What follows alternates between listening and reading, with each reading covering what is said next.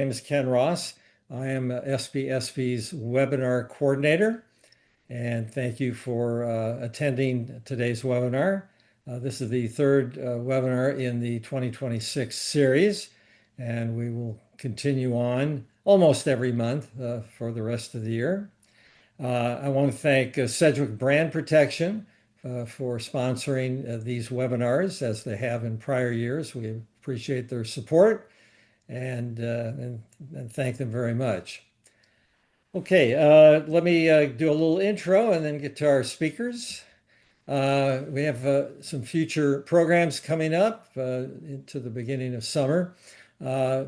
First in April, we're going to have the folks at the Cooley Law Firm, as they have in the past, give us an update on the EU and UK product safety, product liability legislation, regulations, and seems like a good time to do it. I don't think we've done this now for a bit of time, so there'll be some new things to talk about. Next, in May, we're going to talk about process control, which most of you aren't manufacturing experts, I don't think, but process control is how do you prevent manufacturing defects generally. And I thought it was interesting, it would be interesting for you all to hear about that. Not that necessarily that's part of your job is to prevent manufacturing defects, but what can you as product safety professionals do, or what should you be doing to help the manufacturing people be sure that there are no defects in the product as manufactured? And so it's a little bit maybe out of the wheelhouse of a product safety professional, but we'll focus on, we'll have some process control experts talk about how a product safety professional can help the manufacturing folks be sure that they can manufacture the product safely and do manufacture it safely. Then in June, we're going to talk about the safety of components and raw materials. This is a hugely complex issue, and because these are products that we don't make, we buy from people, and how do we apply the safety practices that we have for our company and apply them to the components, the parts, the raw materials that we buy from other people, and how far do we need to go to be sure that what we're buying and incorporating into our product is safe. So that's what's coming up. I think we'll take July and August off and then start back in the fall. Anyway, let's get to our subject today. We have three great speakers. Angela Deluz Ross, no relation, from Amazon. Kristin Cordz from Market Actives, Lisa Trophy, Baby Safety Alliance. They all have experience with consumer education, and it'll be interesting to hear what their perspectives are on it, and hopefully some best practices that they can think of that we should all do. I thought it'd be fun just for a few moments to go back in the history of consumer education. A lot of consumer education involved mostly warning labels on products or warnings and instructions, but we've had to go beyond that. And the earliest one I can find there is good old Ready Kilowatt up in the upper left corner. And I learned that that's 100 years old this year, 1926. Then Smokey the Bear, which I think we're all old enough to remember Smokey the Bear. And he was around, it's interesting. I look at the picture now, he's smoking a cigarette. I thought that was interesting. Okay, but I guess that's because of the fires. Anyway, that's from 1940s. And then Mr. Yuck is from 1971, and that came out of Pittsburgh. And the reason why I mentioned Mr. Yuck is because one of the first projects I worked on in the safety area was involving a warning label, which was a takeoff of Mr. Yuck, called Mr. Ouch. And what we were doing is we were trying to communicate hazard to 2- and 3-year-olds who were getting severely burned on pad-mounted transformers, those little green boxes that go in your front yard or backyard if you have underground power lines. So we weren't just communicating to adults, which was relatively easy with words that they can read. We were trying to keep 2- and 3-year-olds away from those green boxes because they could be left open and they could crawl inside them and be severely hurt. So we developed a warning label. You can see the picture right there. And it was a fascinating project because not only were the words important, but the visual message, of course, was the most important. Well, we sat around trying to figure out what would scare a 2 and 3-year-old, and we came up with a bunch of ideas, but we decided, how do we know? So let's go test. So we did human factors testing of the various symbols and pictorials that we thought of. And then we put the warning label on a green box, a mock-up of a green box in a schoolyard, and watch the kids. We were mostly interested in that they would stay away from the box with that warning label. Um, so we did that, developed the warning label. Then we also created both a book for adults describing what was going on, and then a book for kids. So it was in like a little storybook. And I think this was meant the way I'm reading it here. This was a while ago, but the way I'm reading it here is you give it to the parents and have the parents read it to their child and show them the warning label and explain what it meant. So of course we had to rely on the parents to inform their kids about the hazard. Another project I worked on was 1990, and this involved water heaters where we were having accidents because people were storing gasoline near the water heater. They would spill the gasoline, and the invisible flammable vapors would ignite the pilot light on the water heater.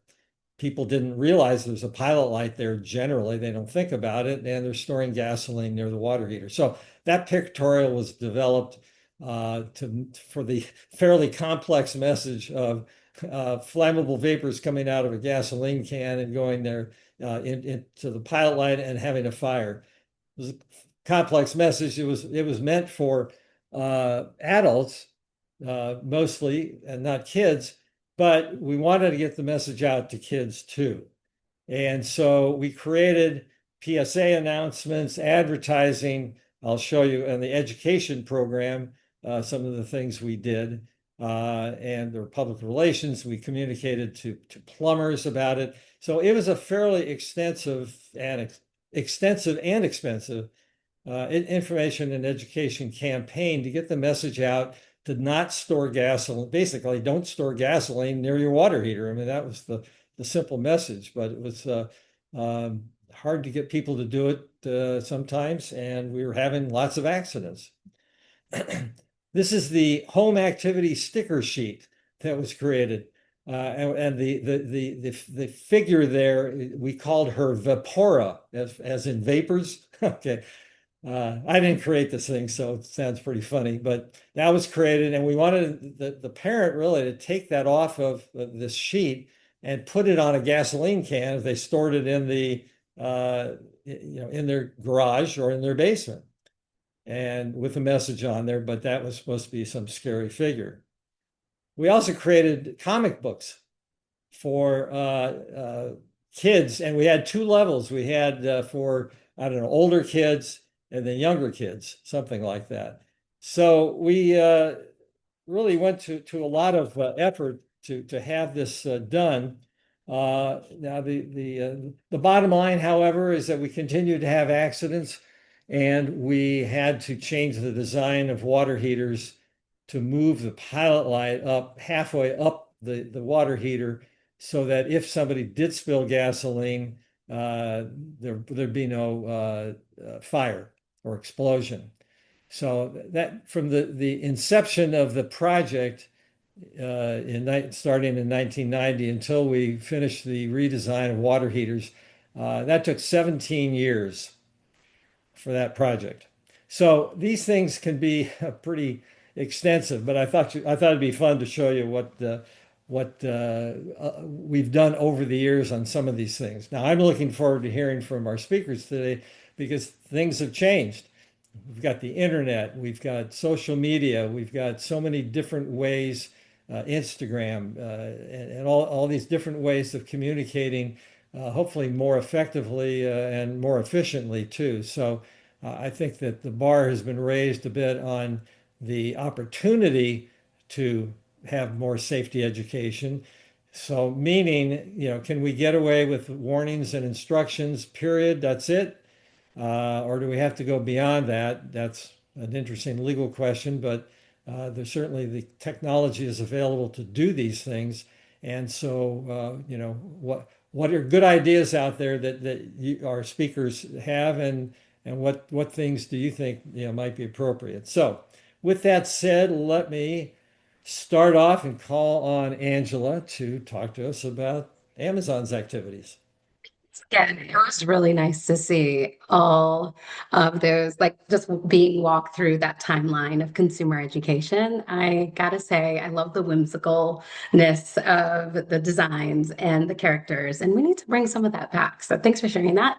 As my third cousin, twice removed, Ken Ross. My name is Angela, and I work for Amazon's customer trust team. I'm a external relations lead. I tend to talk pretty fast, so I'm going to try to pace myself here, but I'm just really excited about the best practices that I'll be sharing with you from our consumer education program here at Amazon. And first, like to highlight that last year, Amazon actually contacted millions of customers with product safety information pre and post purchase. We did this so that we could help our consumers make informed decisions. That's one, while they're selecting products for themselves and their families. And second, to share information about proper use tips to prevent injury. And so you could see that on the right side here of my slide. Here is our consumer safety tips page, which we'll be sharing a link to after, hopefully. And I'd also love to draw some attention to the different technology that Amazon has really helped to either pioneer or has just invested a lot in to identify safety signals and trends in our industry and also in stores. So, machine learning, as we all know, can be used for a plethora of things, but Amazon uses it to continuously scan compliance documents to identify potential safety risks before a product even appears in our store. We also use in our fulfillment centers computer vision technology and generative AI to monitor products of signs of damage or expiration, like if it's already expired, before they ship.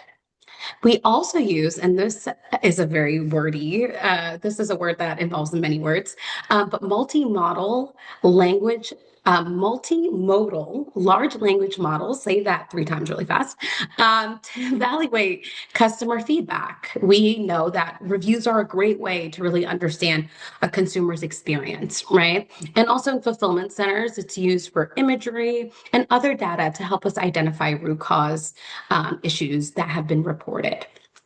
And then we're continuously innovating and improving our systems from there. As Ken's identified again, things have moved pretty fast, and we're really trying to be on the cutting edge of that. I definitely take a sigh of relief as an avid Amazon shopper. I like to say that we have a mutually beneficial relationship. Amazon pays me, and then I spend all my money on Amazon, so it works pretty well for us. But I have to say that I'm always happy to share all of the new innovative ways and lengths Amazon goes to protect their customers. But today, I'd really like to dive a little bit deeper into three key topic areas and learnings that our consumer education efforts have garnered us the last 3 years. In 2023, for instance, we started having conversations with JPMA, now BSA, and Safe Kids Worldwide, which led us to begin publishing safety content in our baby registry experience. I don't know if anyone's familiar with that, but this resulted in us actually printing safety inserts and adding them to our baby registry welcome boxes. Quick poll. I would love to know if anyone has experienced or received a welcome box at all. Just love to hear the feedback. But here's what we've learned. One, we've learned that consumers didn't expect retailers to provide safety information, right? Like but they genuinely were pleased that they did. So that's really cool, right? We also learned that consumers value expert opinion and advice. Go figure, right? Focus groups actually confirmed that Amazon is not seen as a safety authority, and that's okay. Our role is to connect consumers to those who are. And lastly, we also identified during focus groups that product safety information is most valuable to consumers when it's part of their actual shopping experience. People want relevant information. So, for example, right now, if you weren't to go buy a car seat on Amazon.com, you would get an email that says Amazon and Baby Safety Alliance and Safe Kids have partnered to provide you this information about car seats, more information about where to find a technician to help you put your car seat in, and different use tips for your car seat. And consumers liked it. So we expanded some more. Today, I'd love to spotlight that our safety inserts have been in over 800,000 baby registry boxes and have helped new parents make informed decisions about infant product safety, which we're really proud about. We are constantly and actively monitoring safety incident reporting, but we also know how important it is to maintain our relationships with key safety experts and partners. In addition to Safe Kids Worldwide and BSA that I've mentioned, we also work with the National Highway Traffic and Safety Administration, Toy Association, and ACMI, just to name a few. And we do meet periodically for touch points. In 2024, fast forwarding about a year, a natural disaster in Texas gave us a real world test of safety messaging in real time. And we deployed targeted campaigns to customers who purchased generators in the past 6 months in impacted areas in Texas. And we focused primarily on carbon monoxide poisoning prevention. You could see that page on my slide there with the generator. That's what the page looked like. We learned timing is everything. That is the first thing we learned there. If you target the messaging too early, we saw that we got really low engagement. Consumers were not yet in response mode. And if we sent messaging too close to the event, the messaging went unopened. And quite frankly, it was poorly received. We were looked at as maybe being unsensitive with the timing. People are in crisis mode, right?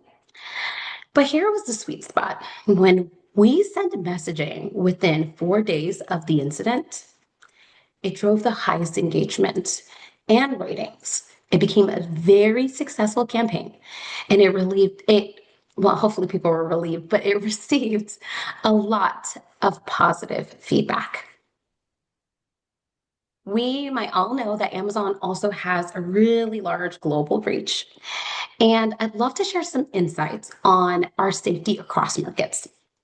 So we have actively launched product safety initiatives with partners across Australia, Canada, Germany, Spain, Japan, and the UK. I knew I was missing one, and the UK. And so some regional insights include that safety for children, so children's safety messaging resonates broadly across markets, which is not surprising. Email performance varies significantly by region. So we actually have a lot lower engagement in Canada. It's a bit stronger in the US, but the highest engagement is actually Japan. Japan's engagement is exceptionally high. And because of cultural factors because of cultural factors, really, mostly, it's really hard to replicate anywhere else. And so locale and regional context shape how our consumers interpret and respond to safety campaigns. And that's something that we're always continuing to get data on. So here's what's next for us. Or at least I hope it continues to grow as exponentially as it has in the last few years. But we're still learning, right? And actively exploring new ways to reach customers with safety information. We have been integrating safety content into shopping guides and other resources on Amazon and outside of Amazon. We are leveraging our platforms to amplify expert safety messaging at scale. You may have seen a PSA or two from NHTSA on Prime TV, or a Charlie's House PSA around their new virtual safety experience. We also want to identify new open forums to connect directly with consumers, right? I feel like being from what Ken has shown, that's what we've been trying to do for the past 100 years, right? As they continue to develop. But I would say the most encouraging data point that I'll share with you today is the fact that Amazon's post-purchase safety communications has maintained 91% positivity rate in 2025, with customers confirming its usefulness. And that is a huge feat. It's working. It is working. So I hope this information really can serve many of you. I hope it was helpful, useful, and encouraging. And I'm really excited to see where we go next. Thanks. Okay, thank you. But let me ask you, Angela, one quick question. Yeah. Do you coordinate with the manufacturers or the trade associations to be sure that the information in your tips, like your consumer safety tips, are consistent with what the manufacturers are telling consumers? I mean, one issue we always have is we want to be sure that Mhm. that that we're not telling something inconsistent from manufacturer to manufacturer or in these kinds of tips. So how do you coordinate with the manufacturers on these things? That is a really great question, Ken. So we are working with these trade associations, for instance, like the Toy Association or Baby Safety Alliance. We've worked with AHAM to develop this content. Again, Amazon does not want, we're not the safety authority, nor do we want to be perceived as such. We want to help consumers find the right authorities. And so in doing so, we invite them to provide us the content, and then we zhuzh it up in Amazon way, in an Amazonian way, to just make sure that it reads well. I know our attention spans have shortened throughout the years. So we work together to make sure that we have the right amount of words, and that if someone is looking on their mobile phone, it's not more than a couple scrolls to get to the end of it. But to really make sure we have hearty information and the right information is really important. And we continue to review that as standards change. Okay, thank you. Okay, well Absolutely. I'll call on Kristen to speak. Thank you. All right. Thanks, Ken. And hi, everybody. So I wanted to share today a little bit about just some things I've seen as consumer education really being a brand opportunity and a way that you can actually enhance the value of your brand, beyond just the benefit of, yes, people use it safely, but it can actually bring benefits to your brand identity and your brand's value. So starting off with safety education is that brand opportunity, especially when it reflects real behavior. As Angela noted, there are times that people are going to interact with safety differently. And they really need that moment. There's so much information that we get bombarded with every day that safety messaging is one of those that people have that a lot of cognitive bias of, like, yeah, I know how to do that. We've proven that at ICMSO when we've had various sessions where it's like, how many people actually read the warning labels? And even among the people who know better, we don't always read the warning labels of new products. But that education of, like, how do we reach people when it matters is really important. One of the biggest things that safety education does is it creates consumer empowerment to really know that they are making good decisions and that they are keeping their family as safe as possible. One of the kind of corollaries that I see with this is with, like, ingredient transparency, which is one of those things that has started to be seen in a lot of industries and areas. And consumers have actually told us, I've been part of some consumer insights work that have told us that when a brand is transparent about the ingredients, what they do in their product, why they're there, consumers actually feel a greater sense of trust in those brands because they have taken the time to educate them and they really feel cared about. And so safety education does that same kind of thing of really helping them feel cared about, and because you're looking out for their family along with them. And so they really need that real world kind of piece, and nobody interacts with the product in the ideal situation. We'd like to think that, that happens, but it doesn't. And so we really need to educate them in around real world behaviors, not just ideal behaviors, which is why things like the social media listening is so important. Knowing how people are looking at, showing, or talking about your products on social media, how they're showing that they're using it is really important to understand. And sometimes you want to get ahead of those messaging, whether you're working with a social media influencer or your own social media campaigns, to really show them in the right context, because safety education really is part of the brand experience, not an add-on to the brand experience. And so really that safety education is happening everywhere. And every time you are interacting with a customer or a consumer, that is really a chance to educate them, because it happens whether we mean to or not. Just like kids, you teach them certain things, and then they say something or do something, you're like, where on earth did you learn that? But they learned it by observing you or something around them, and then they copied it. So when that's an implicit education versus an overt education. So we've talked a lot about the overt education with campaigns and labeling and messaging and all that kind of thing. But we also have to remember that marketing and how we show our products being used actually teaches people how to use this product and what is appropriate and isn't.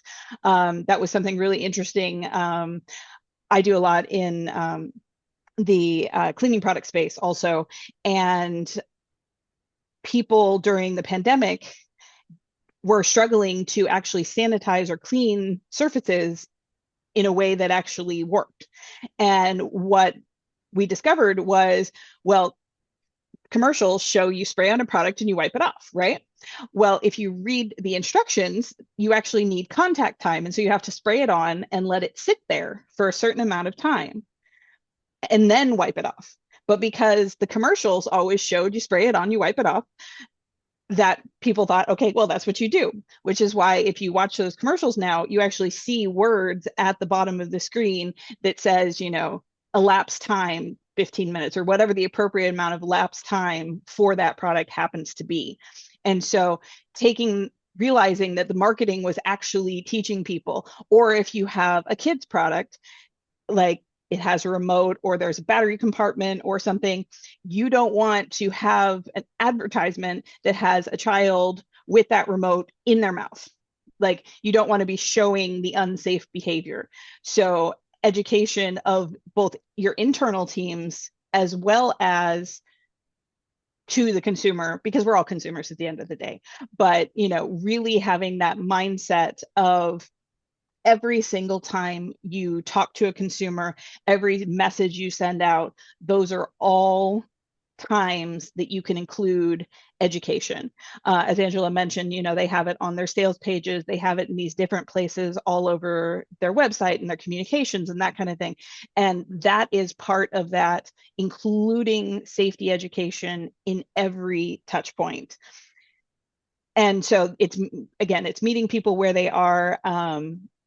Angela's example of the generators is a great example of how that works. But really, what are those times when people are really first starting to interact or figure out something and making those decisions? We also have to remember that, while yes, we have a lot of great experts in the field and they are very valued, there is also, unfortunately, a push in the world against experts, or the people who have been traditionally accepted as the experts. And so it's also looking at how do we partner with people who are seen to be more peer-to-peer. So that peer-to-peer education is so valuable. So looking at parents, influencers, or sometimes if you're trying to reach like college kids or teens, can you find or partner with influencers of that age so people are talking peer to peer? I'm involved with National Poison Prevention Week Council, and we run a contest every year for kids, and it's poison prevention messaging for kids by kids. And so it's peers talking to peers, because at a certain point, kids kind of stop listening to their parents. It's like, yeah. But if a friend or someone else that looks like them says it, then they're like, oh, okay, I get it. And when kids are learning, just like some of the examples Ken showed earlier, that is really showing us that the kids are being educated and they're telling their friends, or sometimes they're coming home and telling their parents. And so it's a community type of education when you educate different groups to then share kind of between each other. And so it's really, how do you leverage all of those different touch points? One of the things I run into a lot, unfortunately, is there is a fear sometimes by some companies about talking about safety because of a fear of litigation. Or if they start talking about safety, or they added a new safety feature to a product, that people will then, say, oh, well, you added this safety feature, it must have been unsafe before, I'm going to sue you because it was unsafe. And yes, I understand we unfortunately live in a litigious society, but we shouldn't let that fear of litigation keep us from educating consumers, because if we're helping actually keep people safe, and if it's a safety feature on top of something that was already safe, then, yes, it's going to take time to make that go away, but it's not necessarily going to damage the brand. And again, consumers are greatly excited and receptive to brands that actually empower them with information, because then they feel like we're working on this.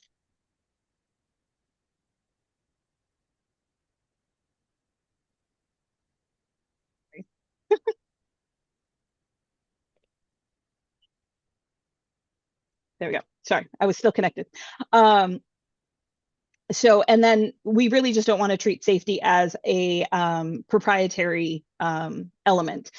Safety is something that, we talk about at ICPSO all the time, SPSP, like everybody knows that safety is something that we're all trying to work on together, rather than being something that is, okay, this is my version of safety, this is your version of safety. We want, safety to be something that benefits everybody.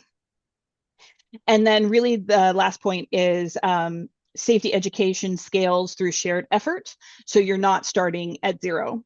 As Angela mentioned, they have a lot of partnerships with Safe Kids and BSA and various groups. And that is really something that is very powerful, because the NGOs, the trade associations, the nonprofits, the consumer groups, they are creating resources, and they have all sorts of great educational resources, and they are the experts in those areas. And so those resources work best if they can then be shared more broadly. One of the things that always breaks my heart a little bit every time something happens is hearing a parent say, I just didn't know that was a problem. And then being on my side, knowing that I know there is great educational information about that topic that already exists in the world. It's just a matter of it getting out to the right people in the right way, and really kind of amplifying those messages. And so really that happens through leveraging the partnerships, amplifying what already exists, rather than needing to create it from scratch. It's not something that everybody needs to be the expert in. You just have to find the right experts and amplify that voice. So it's working with your manufacturers, it's working with your suppliers. There's a lot of suppliers that will have various pieces of information about their products, especially. So I I'm the US brand manager for Bitrex, and we do a lot of safety education in helping the people we work with talk about safety in a way that makes sense, because we are the expert in educating on our product. And so then we help them add that to how they talk about their product. So it's really like, how do you create those partnerships and those leverages? And so when we're in it together, then we actually normalize talking about safety and really making that a shared effort that signals we care, and it brings the brands more trust. It's not something any one brand is ever going to be able to solve on their own, but together we can work to amplify those messages. Yes, there will always be information overload. I don't think we're going to go back to a time that that doesn't exist, but looking at what channels you're using, are more of your consumers on Instagram? Are they on TikTok? Are they using YouTube? A lot of people search YouTube before they do a Google search. So if there's a how-to video on YouTube of how to use a product safely, that's going to be really valuable. And that might be something the brand is wanting to put out, rather than, a random influencer who's also going to give their hacks, which may or may not be the appropriate use of the product. And so how are those different ways to look at that? And so I know Lisa will have a lot to share on that with the trade associations. And yeah, that's everything I think I have. Okay, thank you, Kristin. Just from your remarks, it reminds me, uh, unsurprisingly, that I have several articles that relate to that. So I'm going to post those because I've written an article on marketing defects, how you market the product. Certainly, warnings and instructions are an admission that your product could be unsafe. And safety education programs can do the same thing. So how reluctant are we to do that? I've fought with marketing people for years. They don't even want to talk about safety. They'd rather not remind the consumer that in fact you could get hurt with this product. So they don't like those at all. So, but then I'll put an article on post-sale safety improvements, and how can you do that without, in effect, admitting your earlier product was defective. So there's a lot of issues kind of surrounding this that kind of feed into the whole safety education portion. Okay, well, let's go to Lisa for, let's just a second here. There we go. Okay, Lisa. Thank you, Ken, and I'm so pleased to be here today. I think Kristin's sort of final remarks are a great segue for what I'm jumping into. And when Ken invited me to be a part of this panel, I got super excited about the topic. So I'm really happy to be here with you guys today. I am Lisa Trophy. I'm the executive director of the Baby Safety Alliance, which is the trade association representing the baby products industry in the United States, and the Baby Safety Foundation, which is our charitable arm and really where much of our industry consumer focused education comes from. So I am, again, really excited to talk with you today.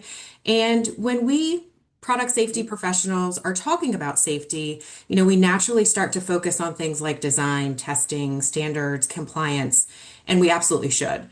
But the point that I would like to talk about today is that customer education, consumer education should really be treated as a product safety strategy as well, not simply a communications activity. Because even the best designed compliant products can still carry risk. And in baby products, that risk often lies in the gap between intended use and real world use. And Kristin touched on that a bit as well. And so that's where and why consumer education becomes critically important.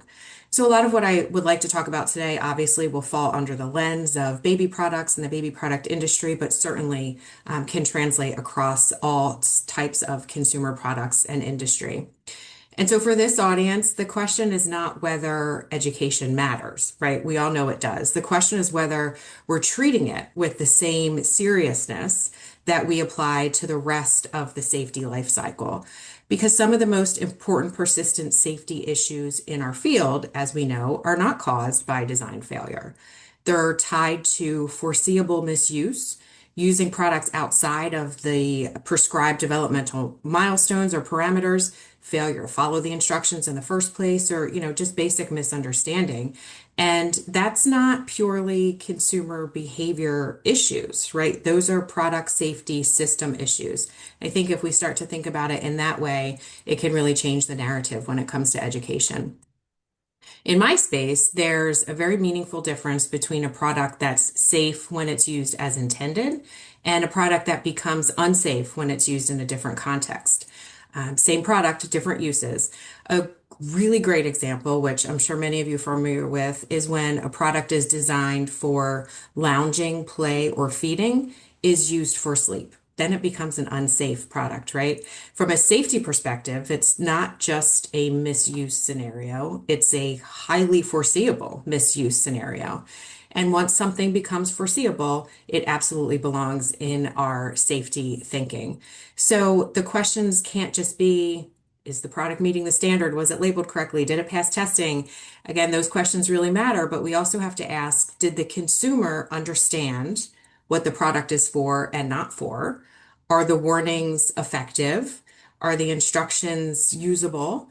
And does this product communicate, as Kristin was just alluding to, safe use in the environments where it's actually being used?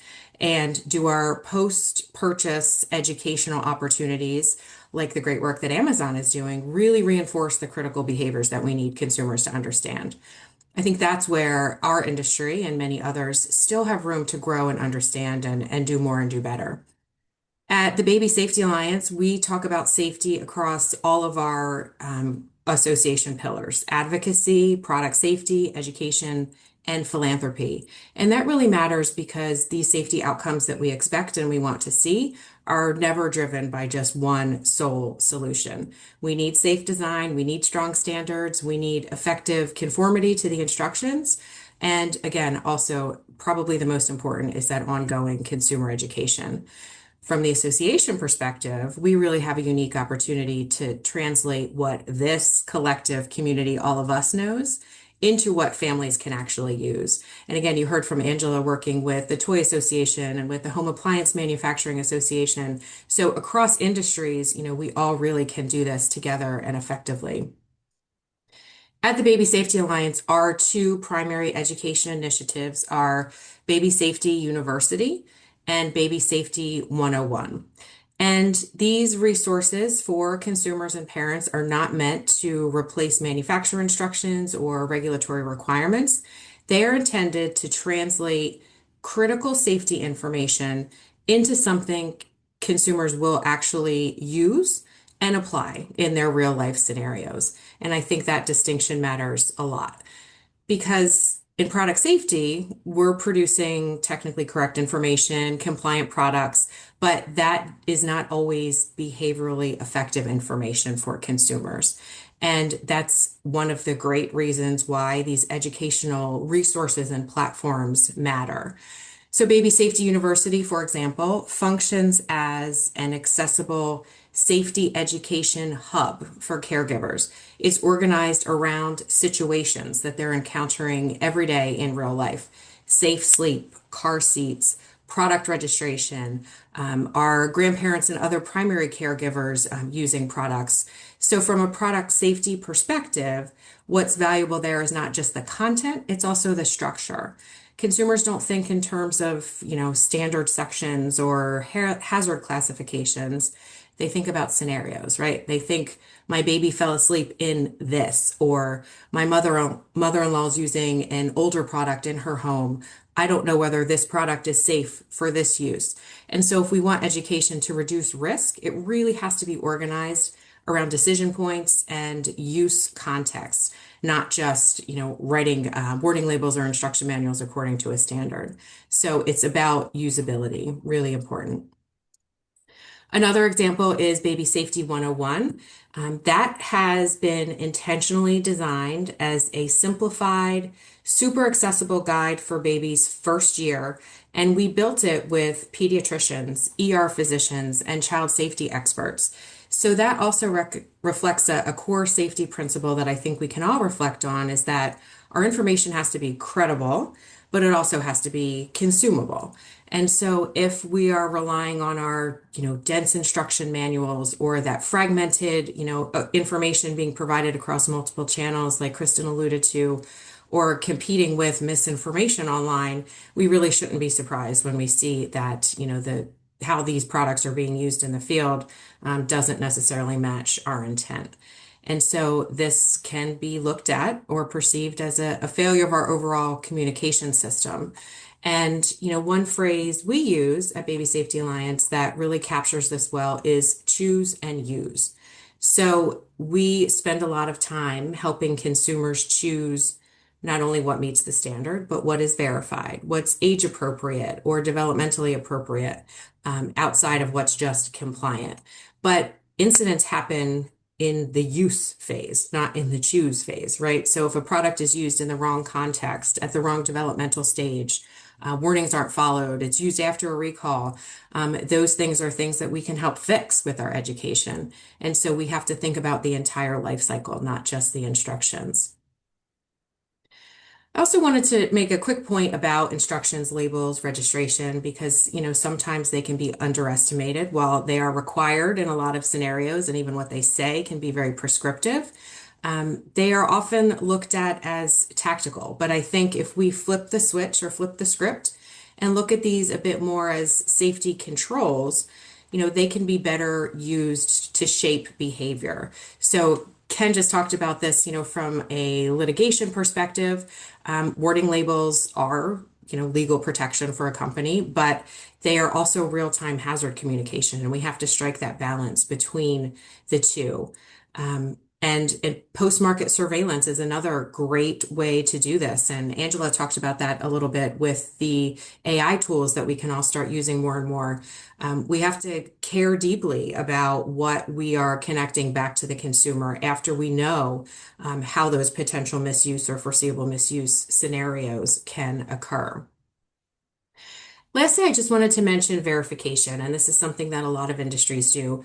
But our Baby Safety Alliance verification program gives consumers a trusted signal. It's a seal on the product or the box or on the product description page that that product has been independently evaluated against all of the requirements that it needs to meet. So that's about consumer confidence, but it's also about reducing noise in, what can be a very noisy marketplace. And when consumers have a lot of choices, they often make decisions based on recommendations from a friend or a great, sort of product review. But independent verification is really meaningful. And that is something that may not look like education, but absolutely is. So education doesn't just have to be, all of the things that we've talked about, but it can also be the seal. It can be credible videos. Again, Kristen mentioned YouTube. If we're putting credible information out there, we're giving consumers a much higher likelihood of being able to follow it. And so, if I would close with just a couple of final comments here, I don't think consumer education is a substitute. Of course, we know that for safe design, standards, or effective compliance, but it's another essential layer against risk and foreseeable misuse. And so, in particular, in categories like ours, baby safety, users of the products can often be overwhelmed, sleep deprived, influenced by multiple caregivers. And that layer of education really matters that much more. So if we want better safety outcomes, we have to think, beyond compliance. We have to really think about, can the consumer distinguish between intended use and non-intended use? Can they recognize when the product should no longer be used for whatever reason? Do they understand the most critical warning and all of the other warnings as well? And are we reaching them after purchase when they're really ready to put hands on, like Amazon is doing such a great job with? So ultimately, our goal, of course, is always to put safe products into the market, but we also have to create safe use in the real world. And education is really the most important tool we have to do that. So I'll close there and toss it back to Ken. Thank you, Lisa. Now, one thing that has become much more important, I think, than in the past is the use of online reviews. whether it's in whether it's a retailer, the manufacturer, or various blogs. And I'm sure, Lisa, in with your products, you've got I don't use the term derisively, but mommy bloggers are out there talking about products and they're talking about how they use them and they're coming up with really good things, suggestions about how to use or not use products. And some of them may not be right. Some of them may not be a good idea. And product liability cases I've been involved in have had bad consequences when either the manufacturer or the retailer says that they don't look at online reviews and consider what this means, because that can turn what you think is an unforeseeable misuse into a foreseeable misuse because you got a bunch of people talking about using the product that way. Well, similarly, using those reviews either before accidents happen or after accidents happen to evaluate what's going on out there to help you create an education program or revise an education program you have, you've really got to do that. So we can't sit around as manufacturers and retailers too and try to figure out exactly what we should tell people without knowing what they're doing and trying to figure out what's valid and what's invalid in the online reviews is very difficult. I'm thinking we'll do a webinar later in the year to try to figure out what to do with online reviews, because it is much more prevalent these days and hard to know what to do with because we can't really figure out who these people are and are they telling the truth or not. But certainly in developing the education program, you have to do that. Do any of you look at reviews in helping to develop your education programs, or are you relying more on the manufacturers who are the experts in how to use the product? Yeah, I'll start that one off, Ken. I think it's a really, really great point and something that we do as an industry, certainly look at reviews, but also social media influencers, media, across the board where consumers are interacting with media, what are they digesting and what does it mean? And so when we find that there's incorrect information out there, we have sort of an industry-wide tagline, which is used elsewhere as well. But if you see something, say something, right? So we ask manufacturers, we ask people to let us know if they see something that's incorrect or portraying an unsafe use of a product. And we will proactively go to the reviewer or the retailer or the media outlet or the social media influencer and say, hey, this isn't safe. Like, let's work together to make sure that we're doing the right thing and showing the right thing so that we can continue that cycle of consumer education outside of these resources as well. Yeah, and it's an interesting question if people post pictures of them misusing the product, because they think it's fun. I mean, I've seen pictures of parents putting their babies in on their lap when they're riding a riding lawnmower. And, no, we don't want people doing that. So how do we as manufacturers, deal with misuse being shown on the internet? I mean, it's all over the place. It could be. And do we say something about it? Do we not say something about it? I mean, it's kind of one-off education really as you're doing this, but you don't want people to be misinformed by things that are posted there that are incorrect or unsafe. So Ken, if I can speak to that real quick. Yeah, go ahead. So one of the biggest things that, especially with that kind of youth education, we need to be really kind of careful. There's a fine line because we don't want to come in and shame them or make them feel like we're like judging them for being bad people or whatever when we're, reminding them of safe use. And I know somebody put in a question of like, there's so many ways products are shown that shouldn't be used, but less on how to use them correctly. And I think that's one of the biggest things is like really empowering people why that, certain choices are, not a good idea versus why the right ones are and the benefits of that. But it's always that fine line of you want to correct people in things that are truly unsafe, but you also don't want them to be shamed or judged and then start hiding it, or people being like, well, you can't tell me what to do. I'm going to do it anyway, because unfortunately that is rampant on social media also. And so there's really that fine balance of, how do you educate and sometimes even turn them into a safety champion in understanding, and then saying, I didn't know this, and now they become an influencer of a kind, where they're now taking that information and passing it on to others and saying, I was doing this, I didn't know, and now I'm going to do better. And so then they bring in that different perspective of, now they've been educated and they can actually share that better information. Yeah, there is a question about, is it best to educate the consumer on what not to do or what they should do? And in the warnings area, I mean, we don't have a lot of space here, so it's usually we're just telling them things not to do. And a lot of companies are concerned about trying to list the things that you should do or that are acceptable use of the product, because they're concerned that they're going to forget something.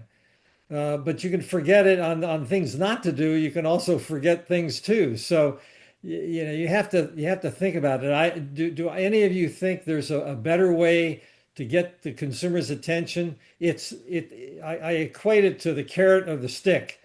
Do we want to tell them, hey, here's how you can use your product efficiently and safely, or if you use your product this way, you're going to kill your baby? I mean, which is a harsh message, of course. So do any of you have an idea about what's the best way to do it? I would say I think it's a really tough challenge, right? There's only so much attention we can get from consumers, and even less so when you think about baby products. Again, overwhelmed, exhausted, etc. So I think the key is to really be as concise and, hierarchical as possible. Sometimes that's prescribed by, the standard of the regulation. What is, how big does this warning need to be? What does it need to say exactly? But I think, we really need to focus on the most critical things to um, capture people where they are and how much attention they have. Yeah, one thing that Angela said, I just want to comment on, and that is that cultural differences are very important. There's a different way of communicating safety in different countries. How they communicate, and I've done a lot of work in Japan. In Japan, they like to make safety messages into cartoon figures with a happy face or a sad face. In the US, we're much more abstract in warning labels. In Europe and UK, they're much more explicit. They like to show pictures of dead people, of real dead people in their messages. So cultural differences and the way you communicate and encourage consumers, it's not just one size fits all. It's not one message that's going to work worldwide. So you really need to consult with local experts on how to do this and how best to communicate these things. Um, Let me just see here. I'll point out, I'm just looking at the questions here because we just have a few minutes left. Yeah, the webinar is being recorded, and the link will be on the webinar archive on the SPSP website. Let's see. Here, Angela, something you said, which maybe somebody misheard. The generator warning, the message that went out, did the customer receive it within 4 days of purchase or 4 days of the incident? Yeah, Of an incident, it would be 4 days of purchase, I'm sure. it was so essentially what we did is we accumulated all consumers that purchased a generator within the last 6 months. And as we were monitoring the disaster, once it was sort of when the storm had passed, it was 4 days after that storm had passed, as my understanding is that we sent out those messages, and that was better received. So it Okay. was consumers. It was a big pool. Okay. All right. Last question. I think I'll ask here.